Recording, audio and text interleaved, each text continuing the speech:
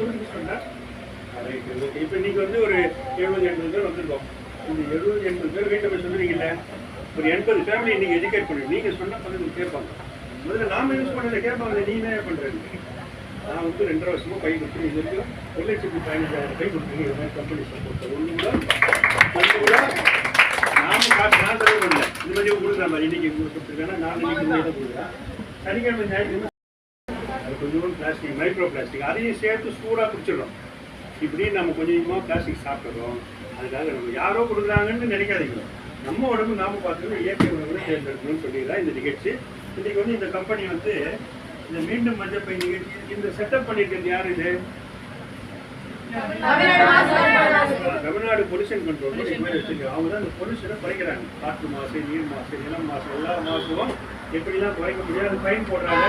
இதெல்லாம் பண்ணிட்டு இந்த கிரீனு ப்ளூ பிரிகேட்ஸ்னு இருக்காங்க. இவங்க தான் வந்து இந்த வண்டியில் பாட்டு போட்டு ஒவ்வொரு மக்கள் கூடுகிற இடம், கோயில், சர்ச்சு, இது மாதிரி மசூதி, இந்த மார்க்கெட்டு, பீச்சில் நீங்கள் சொல்கிற மீன் மார்க்கெட், அங்கெல்லாம் அதிகமாக மக்கள் வரும்போது இந்த பாட்டு போட்டு பிளாஸ்டிக்காக